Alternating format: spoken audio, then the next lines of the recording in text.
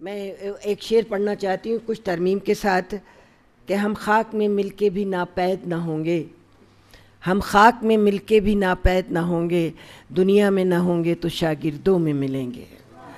मैं उन्हीं के एक शागिर्द रिफ़त अज़मी साहब को, जो कि उनके शागिर्द रह चुके हैं, दावत देना चाहती हूँ और गुजारिश करती हूँ कि मुख्तसरन कोई नई बात जो उनकी शख्सियत से, हालांकि उनकी बहुत शख्सियत, बहुत सी बातें हैं, उसको जोड़ें और वक्त की पाबंदी रखें। बहुत बहुत शुक्रिया।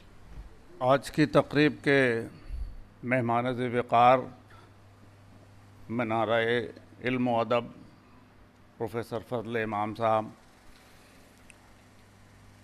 प्रोफेसर शारिब रुदौलवी साहब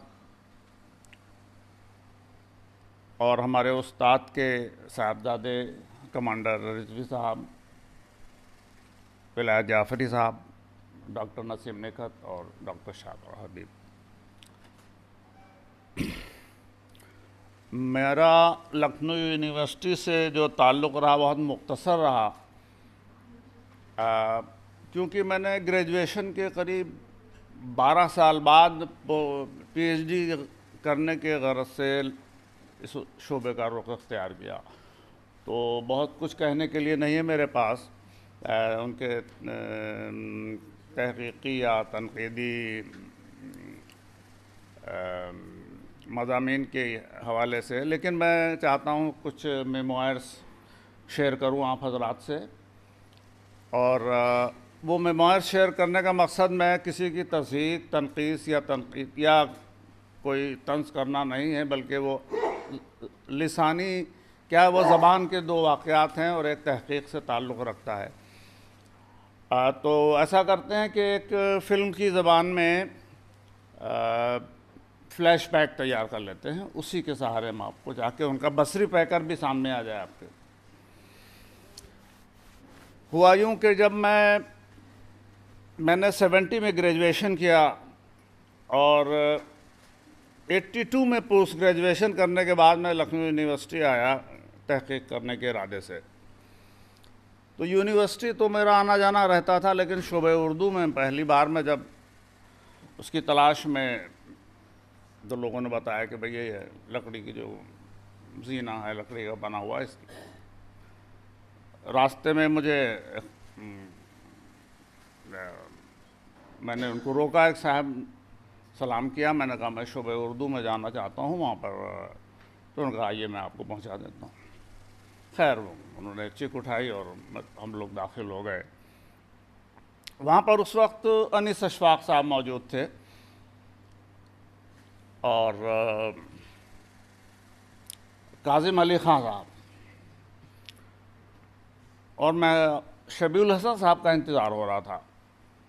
खैर मैंने अपनी रुदात बयान की कि मैं चाहता हूँ कि भाई पीएचडी में करूँ। तो कहने लगे भाई शबीउल हसन साहब आ जाएं, तब आपका केस रखा जाएगा उनके सामने। खैर कुफ्र टूटा खुदा खुदा करके वो आए। वो बहुत मसरूफ़ थे, उन्होंने बात सुनी, कहा कि भाई कल इनको बुला लीजिए आप, आज तो मैं बहुत मसरूफ़ हूँ, मीटिंग में जा रहा हूँ। नेक्स्ट डे में गया तो उन्होंने कहा कि देखिए ऐसा है कि आप कानपुर यूनिवर्सिटी के पोस्ट ग्रेजुएट हैं, तो आउटसाइडर आप हैं, तो हमारे पास इतनी सीट भी नहीं है पीएचडी में, तो हम ये चाहेंगे कि आप जो बीए ऑनर्स के लिए 1 साल का एमए स्पेशल होता है वो कर लीजिए, तो आप इंटरनल भी हो जाएंगे और फिर हमारे लिए बहुत आसान हो जाएगा। खैर मैंने उसको तस्लीम कर ली उनके मशवरे को, और इस तरह मैं शोबे उर्दू में दाखिल हो गया। और महमूदुल हसन साहब जो है मुझे लिसानियात पढ़ाते थे, शबीउल हसन साहब जदीद तनक़ीद, मलिकज़ादा साहब अफसाना और नावल, और सलमान साहब जो दबिस्तान लखनऊ ये पढ़ाते थे। ये 83 की बात बता रहा हूँ मैं आपको। उसी दौरान प्रोफेसर जगन्नाथ आज़ाद लखनऊ आए हुए थे, तो उनको इस्तक़बालिया दिया गया शोबे उर्दू में। बहुत मुतासिर हुए शोबे से लोगों ने, जो स्टूडेंट्स ने सवाल पूछे, उनसे सवालात पूछे। उन्होंने बाद में शबीउल हसन साहब ने उनसे कहा कि भाई आपको शोबा कैसा लगा कश्मीर के मुकाबले में? कह लें नहीं, बहुत यहाँ मेयारी तालीम दी जाती है और लड़कों का जहन भी काफ़ी लगता है कि उनको अच्छी मेयार भी उनका काफ़ी बुलंद है। दूसरे दिन जब मैं शोबे में दाखिल हुआ तो अकेले शबीउल हसन साहब बैठे हुए सिगरेट पी रहे थे, जैसे उनकी आदत थी, चेन स्मोक करते। जाहिर सी बात है कि जो सुना था वही बोला भी जाता है। तो मैंने उनसे कहा कि कहिए, मुझसे कहा कहिए क्या हो बात है। मैंने कहा साहब ऐसा है, कल जब महमूदुल हसन साहब ने उस तकरीब को, इस्तकबालिया तकरीब को ख़िताब किया तो उन्होंने एक लफ्ज़ जो हम सुनते आए हैं वो मुअज़्ज़ज़ सामईन कहा। तो कहने लगे कि शबीउल हसन साहब ने कहा कि इसमें क्या एतराज़ आपको। मैंने कहा कि नहीं, मुझे एतराज़ नहीं, मैं जानना चाहता हूँ असल लफ्ज़ क्या है।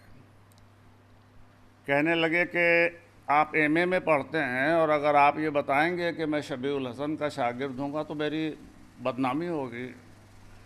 असल लफ्ज़ मुअज़्ज़ज़ ही है और मैं एक बहुत हक़ीर सा तालिब इल्म हूँ और बहुत ज़्यादा सेमिनार तो नहीं, मैंने 2-4 मुल्क के बड़े बड़े शहरों में और मैंने प्रोफेसरों से और बड़े बड़े स्कॉलर से वो ख़िताब करते हुए मुअज़्ज़ज़ सामईन सुना है। मुअज़्ज़ज़ सामईन वो हुआ, मैं हूँ जो खिताब कर रहा है वो मुअज़्ज़ज़ हुआ, और मुअज़्ज़ज़ वो हुआ जिसको एजाज़ दिया जा रहा है। जैसे मुंतज़िर और मुंतज़र का जो फ़र्क है। तो मेरे पसीना आ गया। मैंने कहा कि भाई एक बहुत बड़ी गलती जो मैं 20-25 साल से कर रहा था उससे मुझे निजात मिली, और फिर ये जो अब तक की ज़िंदगी है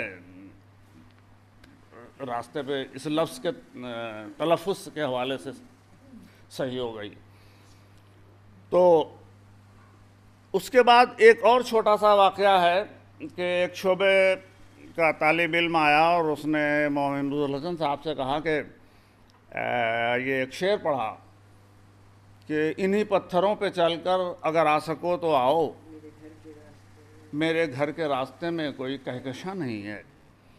ये कि शेर किसका है?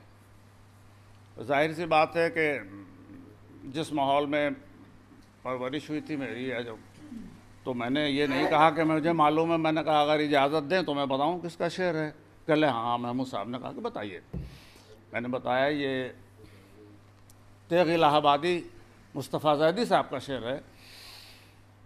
वो लड़का जाने लगा, उसको महमूद साहब ने बुलाया, कहा कि भाई ये लफ्ज़ कहकशां माने जानते हो?